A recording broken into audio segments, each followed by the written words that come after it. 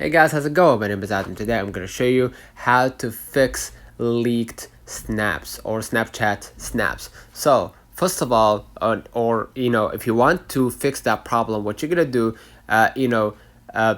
if you want to actually fix that problem, try to switch your Wi-Fi to the mobile data or cellular data or whatever you call it, right? So after you search or close the Wi-Fi and switch to mobile data, maybe that problem will be fixed, or maybe you have a connection problem.